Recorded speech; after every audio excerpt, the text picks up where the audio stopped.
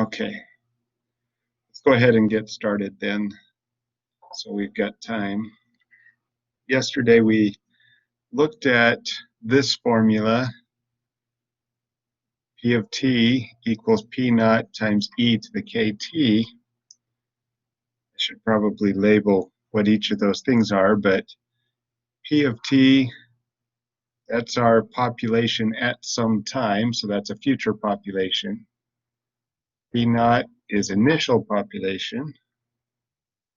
K is a growth rate, or decay rate if k is less than 0. I did mention decay, but I didn't suggest how that changes with our formula yesterday. And t is time in years. If k is greater than 0, you've got growth. If k is less than 0, you've got decay. So things are going to be shrinking. And I did mention yesterday that this could be used for any population, whether it's people or animals or things, even dollars. And so we may end up with a problem like this one, where we've got some interest and we would need to calculate some things about that. Now, something you should really pay attention to with this type of problem is this is continuous compounding. That's when you use this formula. If it's not continuously compounded, then we've got those other formulas. So I should probably start with simple and work my way up. Simple interest had the formula A equals P times 1 plus RT. And then we had compound when we had a time frame for compounding. So that was A equals P times 1 plus R over N raised to the NT power. And now compound continuously.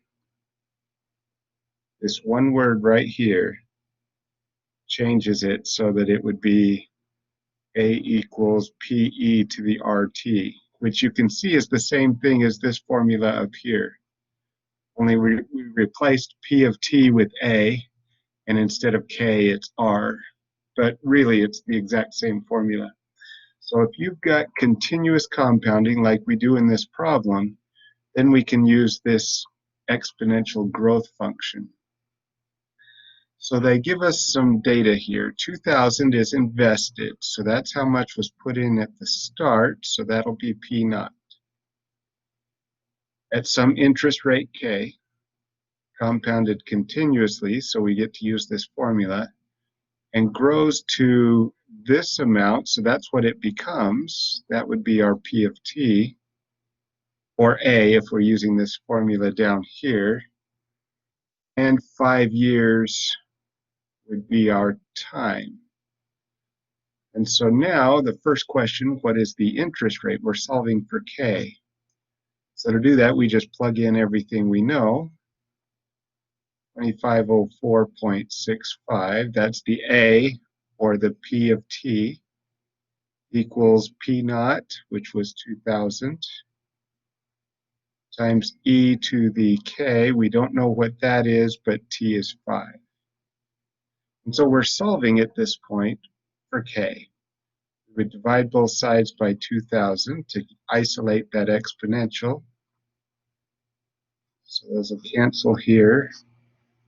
And we are left with e to the 5k equals 2504.65. Let me pull that up. I'm plugging this into my calculator. Divide by 2,000. And that gives me 1.2523.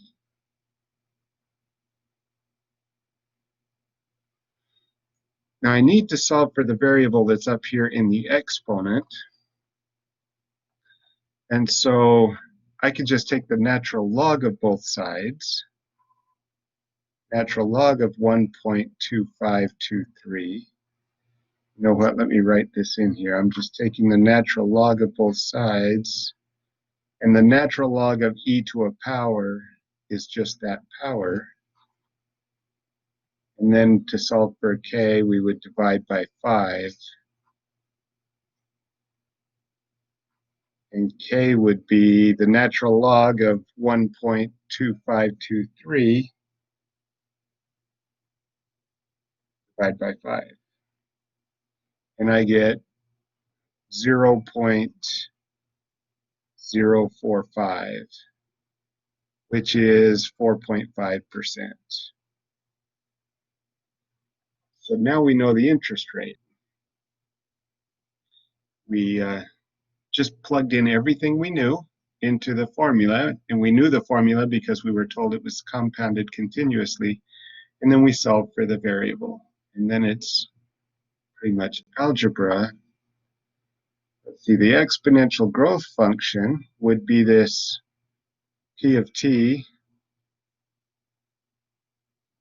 equals our p naught, which was 2,000, times e to the kt, so 0.045t. And now we have a function that uses our variable t. So we could plug this in, find out the balance after 10 years. So 10 becomes the t. We can plug that into our formula here. So looking at c, we've got p of 10 is 2,000 times e to the 0.045 times 10.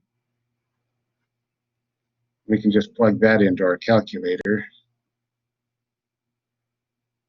2,000 times e raised to the, I'll go ahead and, we know how to do that one in our head, just move the decimal over so it's 0.45. Go ahead and type it in just like they have there, and I get 31.36 and 62 cents. So that's how much would be in the account after 10 years. Now let's talk a little about D. After how long will the 2,000 have doubled? So we're solving for T. Let's take a quick look at this. So for 2,000 to double, that means our future amount has to be twice that, so that would be 4,000. That's twice the 2,000. And so we can come down and plug this into our formula. 4,000 equals 2,000 times e to the 0.045t. Divide both sides by 2,000.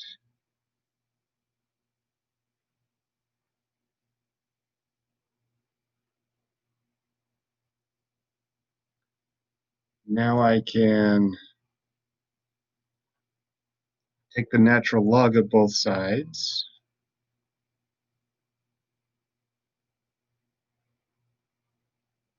And divide by the 0.045.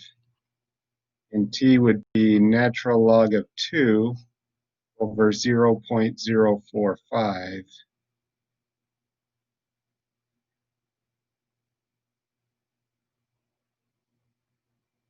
And that gives me 15.4 years. So in 15.4 years, we know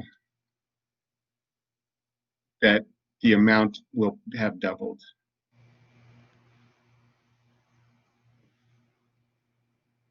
So that's how we work through these problems. You can see that we just used that one formula. We plugged in what we knew and then solved for the variables that we didn't know. You will find that most of these problems that show up in this section, section 5.6, are that way, where we know the formula. It's this exponential growth formula, and we just have to read the words of the problem and figure out what goes where in the formula and then plug it into our calculator. We're going to get a lot of those. Now this Part D down here. How long will it take to double? I'm going to show you something interesting here. I think it's interesting. I think a lot of people think it's interesting, but I may be weird that way. Let me come up here and we'll talk about doubling time. How long does it take for an amount to double?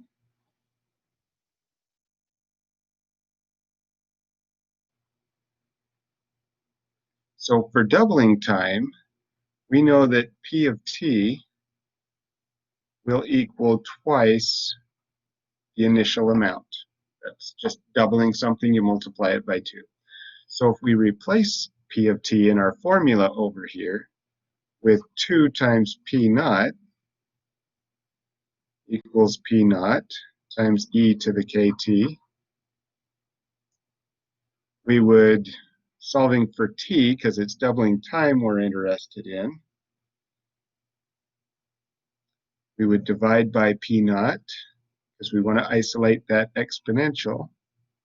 And notice it gets canceled from both sides, which says it doesn't matter what your initial population was. It doesn't matter what the final population is. All it matters is that the final population is twice that of the initial population. And now we'll take the natural log of both sides to clear out that e, and we get natural log of 2 equals kt. We would want to then divide both sides by k, because again, we're solving for doubling time. And it turns out that doubling time is always natural log of 2 over k. Always. We just saw that with our last problem. I'm going to sit here for a minute, let you see this, how we worked it out, and we ended up with natural log of 2 over k is the doubling time. So that means tripling time would be natural log of 3 over k. The amount of time it takes to quadruple would be natural log of 4 over k, and so on. Let me show you this compound interest problem again.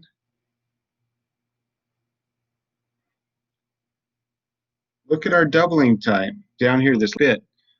We doubled the 2,000 to be 4,000. We divided by 2,000 and ended up with the 2 there. And you can see down here that we essentially have that doubling time formula. The time is natural log of 2 over the rate. And that gave us our amount. And we worked it out within the problem.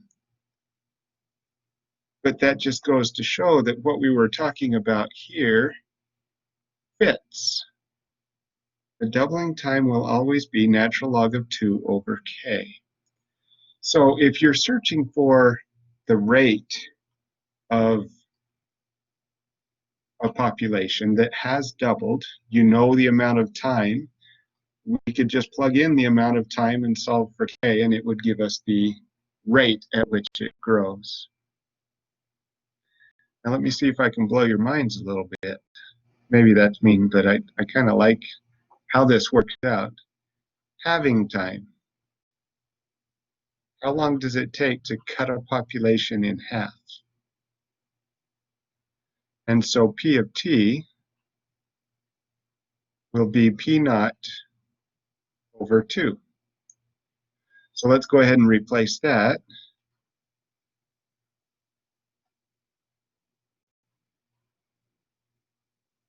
Now, we're cutting it in half. It's decay, so k has to be less than 0. So I'm going to call this negative k t, because it's decay. So we often write our rate as negative this way. Well, remember our exponents here. I could move this 2 up to the numerator and just change its exponent to a negative.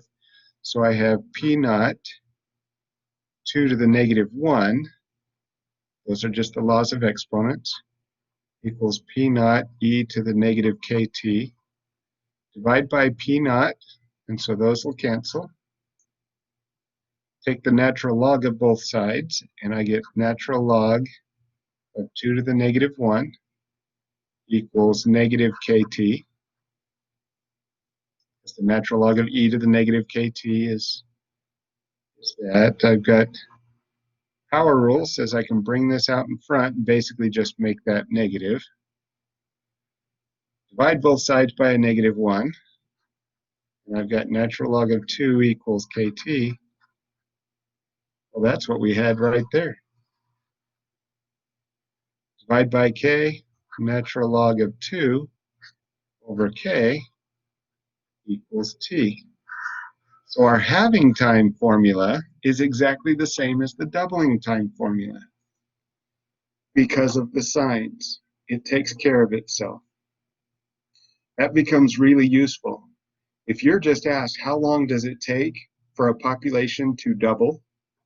Or how long does it take for it to cut in half? I'm not even going to worry about what the population is. I'm going to use my doubling time formula, plug in the rate.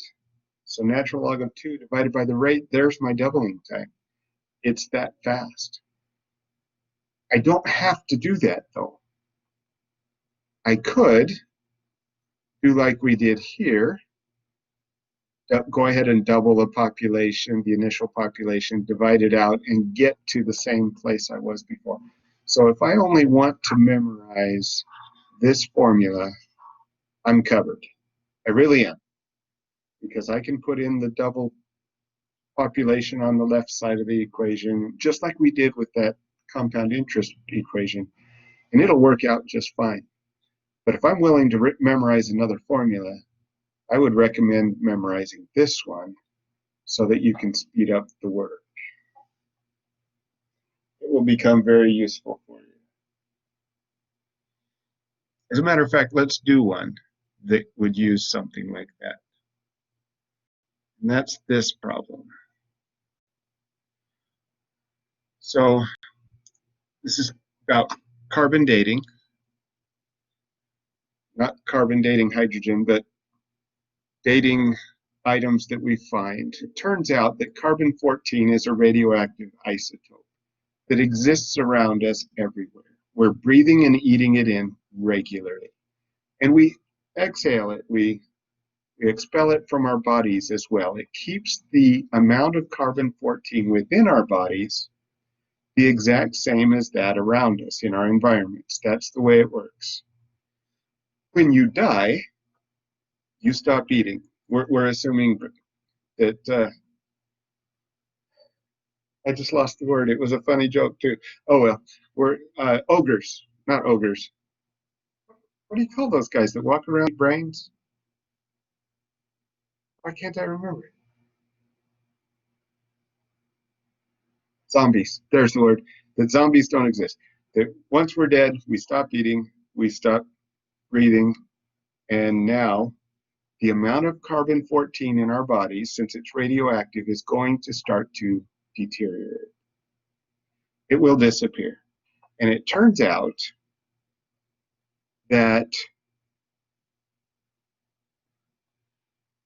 it takes 5,750 years for carbon-14 to dissociate or to decay so that only half of it is left. That's what a half-life is. Half-life is how long it takes for half of the radioactive isotope to convert to a stable compound. So it takes 5,750 years for half of the carbon-14 to become carbon-12. So we're looking at this. The percentage of carbon-14 present in the remains can be used to determine the age of that organic matter. So if they find that the amount of carbon-14 in a dead organism is half of the environment's amount, then it lived 5,750 years ago. Actually, it died 5,750 years ago. We know that because half of the carbon-14 has gone away. Now, archaeologists discovered some linen wrapping on one of the Dead Sea Scrolls. So they took some of that linen and they measured the carbon-14 content in the linen. They found that it had lost 22.3% of the initial carbon-14. So how old was the linen? So let's see what we've got. If this is lost, then the remaining amount would be 100% minus the 22.3, which would be, looks like 77.7%. So if I add those two, that's 100%. So this is the amount left. And so that's the P of T. That's how much is left. So now let's take this over to our formula. So the amount that's left is 0.777 of P naught equals P naught times E to the KT. T is what we're solving for. We still don't know K. How can we find K? Well, let's take our half formula equals natural log of 2 over K, and we know the half-life is 5750. So if I'm solving for K, I could start by multiplying both sides by K,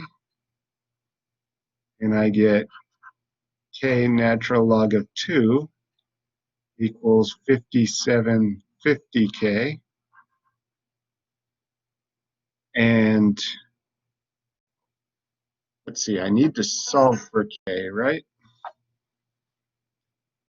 So, oh no, this K is gone. I'm sorry, because I multiplied those canceled. So now I'll divide by 5750. Some of you are probably looking at that saying, oh, he's messing up again. Cancel those 5750s because that divided by itself is 1. And K is natural log of 2 divided by 5750, which is 0.000112. I mean, 12. Okay, so that's our decay rate. Let's rewrite that up here. You know what, at the same time, I'm going to go ahead and divide by P naught so that those will cancel. And I end up with 0.777 equals e to the 0.00012 t. Take the natural log of both sides.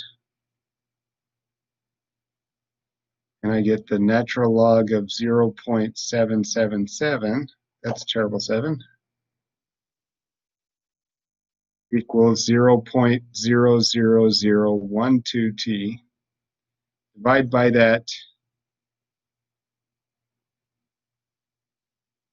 decimal, and then plug that into my calculator. So the natural log of 0.777 divided by 0.00012 gives me 2102.6. And you know what? We'll just probably round that to 2100 because we don't know that I'm not confident they measured the 22.3% correctly.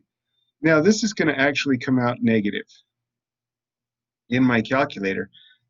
And it's because I forgot this. K is less than 0. It's decay. So this should have been a negative and a negative and a negative, and then it comes out positive. So be careful while you're working. Remember that if it's decay, the K value should be negative. If it's growth, it should be positive. Now let's think about it, whether this makes sense. The Dead Sea Scrolls were supposedly written by people in the Middle East about the time Christ was on the earth, about 2,000 years ago. And so finding that the carbon content was of the linen around the Dead Sea Scrolls was 2,100 years ago, or suggests that the linen was created 2,100 years ago, makes a little bit of sense. That fits with what one would expect from something that was around at the time of Christ. And so it looks like this radiocarbon dating works pretty well. Also remember that it doesn't work for really new stuff, and it doesn't work for really old stuff.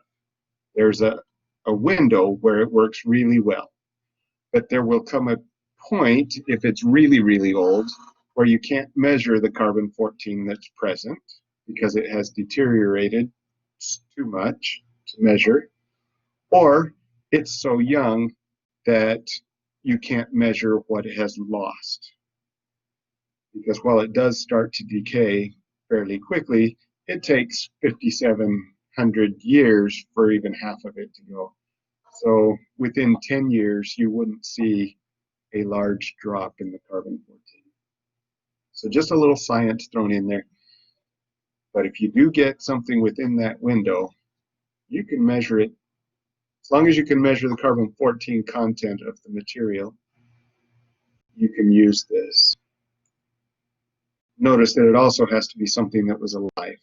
You can't use this to measure rocks in the same way because they're not, carbon-14 content is not constantly changing to match the environment like ours is. So keep that in mind. Before I go on and work a couple more problems, do you have any questions on half-life or on using these exponential functions?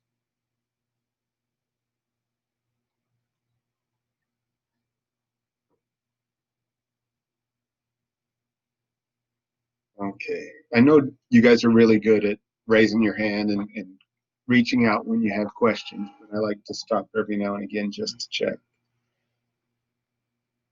Okay, I've got a couple more problems here. Let's take a look at those. Population growth of rabbits. We've heard the stereotype, how they multiply very quickly. So let's take a look and understand just how quickly it can be. So under ideal conditions, they say a population of rabbits has an exponential growth rate of 11.7% per day. So this would be R. You'll notice that's per day. Just something to think about. Consider an initial population of 100 rabbits. So initial population is P naught. Find the growth function. So we just plug in what we know into our formula. P naught is 100. E to the 0.117. And I'm going to put T, but I have to remember that that's in days. So I do have to remember that. What will the population be after 7 days? So we need to find P of 7. So it'll be 100 e to the 0.117 times 7. Plug that into my calculator. And hopefully you're doing these calculations with me. Make sure you know how to do that on your calculator. I get 226.8, so I'm going to, I'll do 226 rabbits. The 0.8 would just suggest there's some yet to be born, but close. I mean, it makes kind of sense. I'm not going to put 0.8 rabbits because nobody sees 0.8 rabbits walking around, hopefully. So you just round that down probably. So how about 2 weeks? This is part C. So 2 weeks would be 14 days. Now, if this were linear, I would expect it just to double and have 452 rabbits. If we just double that 226. Again, if it were linear, that would be the case. This is really showing that it's not a linear growth, it's an exponential growth. And graphically, we know what that looks like, how it grows really quick. So rather than doubling and having 452 rabbits, I have 514 rabbits. So it's growing even faster. Again, once you've got your formula, we can just plug in however many days you want. So find the doubling time. I'm going to use my doubling time formula. Natural log of 2 over k, which is 0.117. Natural log of 2 divided by 0.117 is 5.92 days. The population will double every 5.92 days. That's crazy. I mean, that's not even a week. And we have 200 rabbits. I mean, we proved that right here. It more than doubled in a week. That's amazing. Of course, you've got to have multiple rabbits to do so. Having a single rabbit will not double itself in 5.92 days.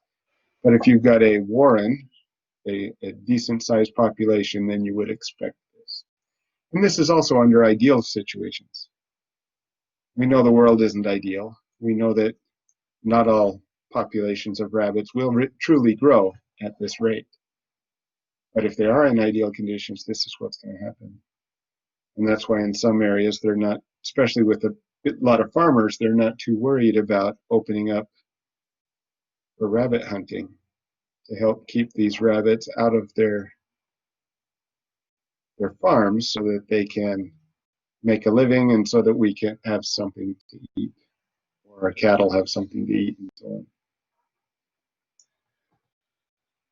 So again, using our same formula, and we just go through the problem and highlight what we've been given. Go ahead and create a formula for that, and then just plug in the variables that you know or need to know. Let's do another one. I kind of like these because it is just the one formula. Well, we do have that doubling time formula, but that's about all we need to do is just kind of watch that. Makes it a little easier. So here we've got a growth rate. That's decay. 2015, we've got an initial population. There's P naught. And the land area, oh, this is interesting. This is not part of our initial formula. So let's see what we need to do with that. Assuming that the growth rate continues, and remember yesterday we talked about these assuming words and watch the weasel words. But if that growth rate is continuous and exponential, how long? So this, what we're looking for is t. We need to solve for t. Will there be one person for every square yard? So the area is square yards, and if we have one person for every square yard, this becomes our future population. And so it's not really square yards we're looking at. It's as if we were putting a person on every square yard. So let's go ahead and plug in what we know. 32,961,561,600 people. Just kind of as a to relate here, population of the US is about 330 million. So this is 100 times the population of the US, all fitting in the country of Haiti. Not going to happen. But for the sake of this problem, we'll go ahead and pretend that it might. Our initial population was 9,996,731. We've got our e to the k is 0.0108 times t, which is what we're solving for. So let's go ahead and divide by the 9996731.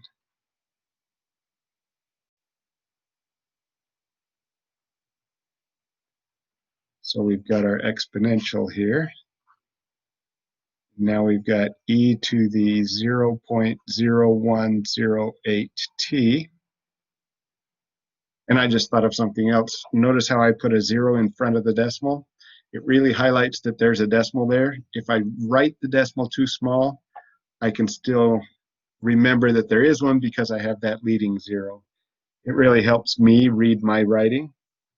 And so I would recommend you do something similar for yourself to make sure you don't make mistakes. It's frustrating when I make a mistake because I can't read my own writing.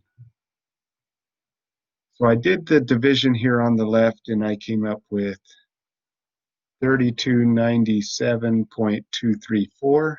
I'll just do a 2-3. I know there aren't decimals of people, but I'm going to carry that forward until at the end, and I'll round. Take the natural log of both sides to eliminate the e. So the natural log of 3297.23 equals 0.0108t. Divide by that decimal, and I'll have time. Notice that my process for the last 4 or 5 problems has all been the same, over and over again, because that's all we need to do, is figure out what they gave us, where it fits in our problem, and I come up with 750.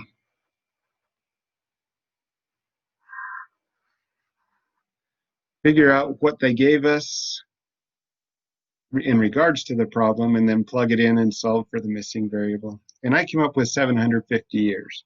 So if that growth rate were to continue for 750 years, their population would be almost 33 billion, or 1 per every square yard in the country. Again, not going to happen, but if that, for some reason, that growth rate were to continue, that's what they would have. Talk about population overload. It's 750 years away, but that would be crazy. Okay, something else I wanted to mention, and I just noticed it with what I was doing. Notice my natural log is written in cursive, and also when I'm doing a logarithm, I write it in cursive like this. I do that because if I were to write natural log in printing, how do I know that's not 1n? It seems like every semester I have a student, especially in an online class, who says I'm typing it, but what they're typing is a capital L, not a capital L, capital I-N. And it looks the same depending on the font you're using, but that's not what we want. We want LN, and if I write it in cursive, I know exactly what I am talking about. If I don't write it in cursive, I might make a mistake. And so I'm not telling you you have to write it in cursive. Just make sure that when you write it down, you write it in a way that's clearly legible so that you know exactly what you're doing, that you're doing natural log, you're not doing a 1n or an in, or you're doing a logarithm, so you write out log. I just want you to find something that makes it easiest for you to see what to do with the problem, to make sure you're on the right path and you don't get lost in what a letter looks like. When I make a mistake because I can't read my handwriting or remember what it was that I wrote. So I write those in cursive. It helps me. And I just want to help you guys as much as I can. So here we've got another interest problem. compounded continuously, so I get to use my exponential equation. If it were compounded monthly, I would use this one, or compounded semi-annually, use that one. But because it's compounded continuously, I get to use my exponential. 10,000 is the amount invested, so that's my initial amount. Interest rate of 5.4%. I'm going to go ahead and call that the K, though in our financial formula we call it R.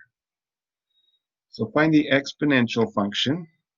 Well, that would be, I'm going to go ahead and use A. It could be the P of T equals my initial amount times e to the 0.054 t. There's my exponential function. I just plugged in the k, I plugged in the p naught. That's all it took. What is the balance after 1 year, 2 years, 5 years, 10 years?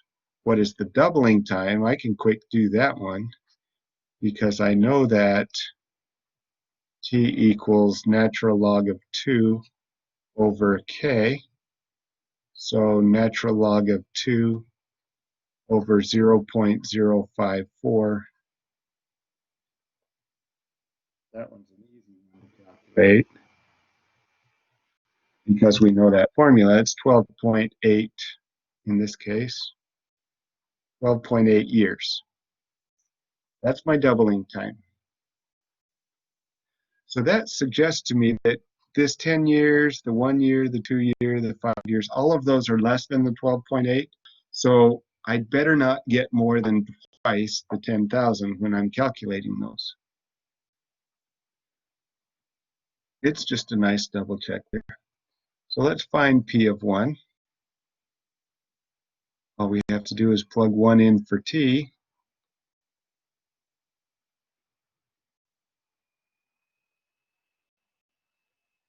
And what do I get?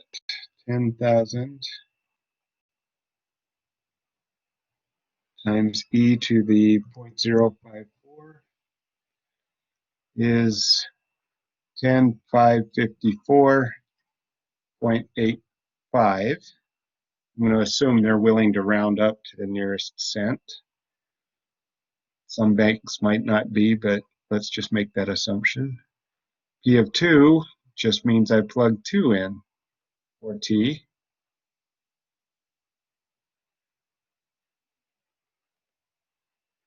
You can see we've got basically the same formula.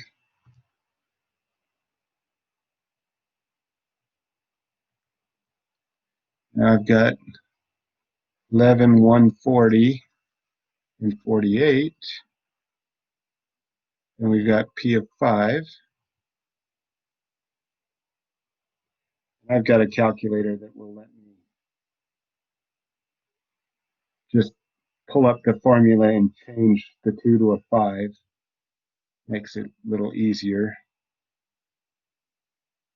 So 13,099.64. And P of 10, I'm just replacing the T with a 10 now.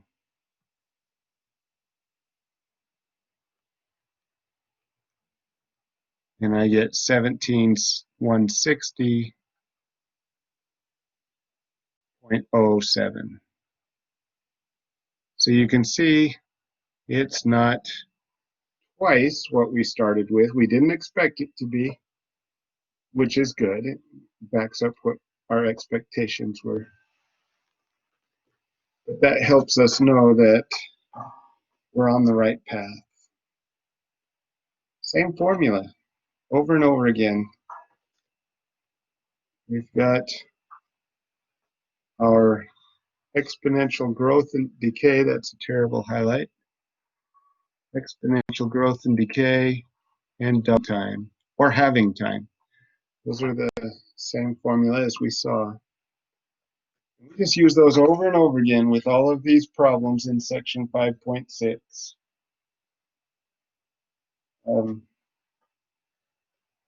Not too bad. There is a formula that they introduced to us for limited growth because we know the real world won't let it continue to grow at a certain rate. Like think about fish in a pond. They could grow exponentially, but there will come a point where there are too many fish for the food or even for the water to swim in, and so they get limited by something there. Let me share with you that formula so you can see how it's a little different. I don't think it shows up in the homework. If it does, they give you the formula and ask you to just plug in a variable. But the general limited growth formula is P of t equals A over 1 plus BE to the negative KT. Now the funny thing is, they don't really define these variables in the book, which is why I'm thinking knowing this formula isn't going to help you a whole lot. They might show something like the growth in a pond is limited, and the formula that denotes the growth in this pond would be something like this. So A, which in this is the 2500, becomes like the ceiling that the population cannot pass. It would be a horizontal asymptote for the graph. They might give you something like this and say, what would the population be after 10 years? So you just plug 10 in for t and solve it. This is why I don't talk about it too much generally in class, because while the formula exists, and it's good to know that it exists, we don't have enough information at this point to understand all of the bits and pieces, all the variables and what they stand for. And so the reality is, if they do a limited growth problem, it'll be something like this, where they just give you the variable quantities in the formula already, and you just have to plug something in for t. It's a simple calculator exercise at that point. So I'm not going to spend too much time on that. Bring that back up again. Are there, before we walk away, any questions about this growth or decay or the compounded interest? Remember, if it's continuous, we use this formula. If it's not continuous, you use the one we learned back when we were first doing exponentials. But any questions on any of this before we call it a day?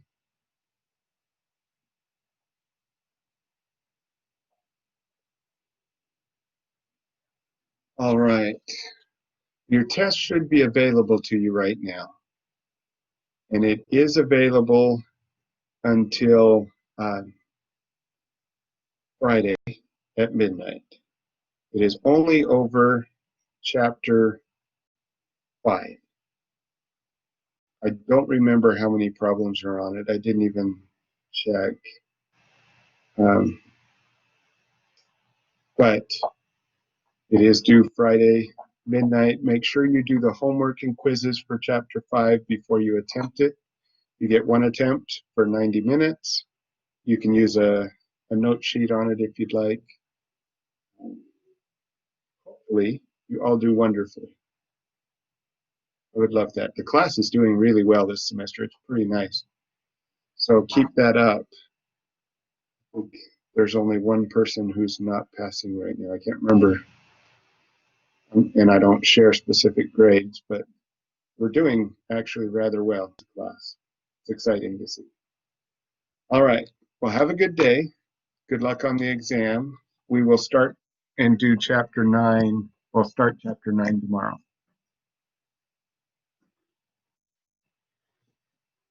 Thank you. Have a good one. You're welcome, and thank you.